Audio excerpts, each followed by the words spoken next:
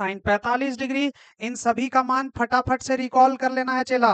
Sign 0 का मान 0, sign 30 का मान 1/2, साइन 45 का 1/√2, साइन 60 का √3/2 और साइन 90 का 1। अगर मान लो ये तुमको याद है, क्या बोल रहा है, अगर तुमको चला ये याद है तो सब याद है, समझना। देखो तो एक उल्टा गिनती शुरू करो, एक पहले लिखा, फिर √3/2 उसके बाद लिखा, 1/√2 उसके बाद लिखा, फिर 1/2 यहां लिख दिया और फिर 0।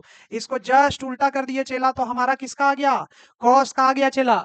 जबकि टेन, टेन के लिए क्या याद रखना है कि बाबू टेन कौन होता है, साइन बटा कॉस होता है। टेन का मान क्या होता है, साइन बटा कॉस होता है। टेन का मान क्या होता है, साइन बटा कॉस। भैया कैसे नहीं होगा, ये p बटा एच है और नीचे वाला b बटा एच है, एच एच कट जाएगा, p बटा b कौन होता है, टेन होता है। तो अब सुनो, याद करो, देखो 0/1 कितना हो जाएगा, 0।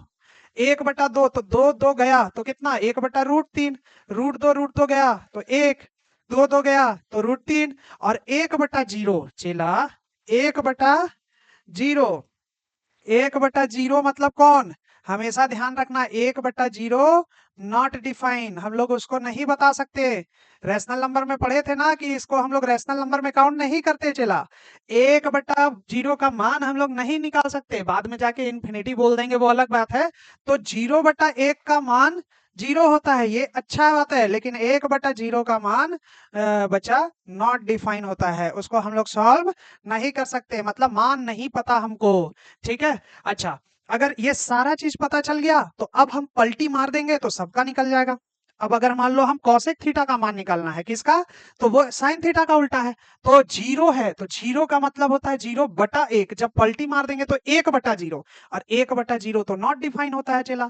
ठीक है, जबकि 2/1 चेला तो इसका उल्टा 2 हो जाएगा, फिर इसका √2 हो जाएगा, इसका 2/√3 हो जाएगा, और यहाँ 1 है मतलब कुछ नहीं तो 1/1 है चेला।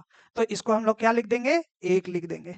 ऐसे ही सेक थीटा निकल रहा है और ऐसे ही तुम्हारा कॉट थीटा निकल रहा है। तो देखो, अगर तुमको साइन थीटा याद है चला तो तुम हर चीज को याद रख सकता है, सारा ट्रिग्नोमेट्रिक वैल्यू तुमको याद हो जाएगा। तो इसके लिए एक सीधा सा टेक्निक सिखाया गया है, वो समझना।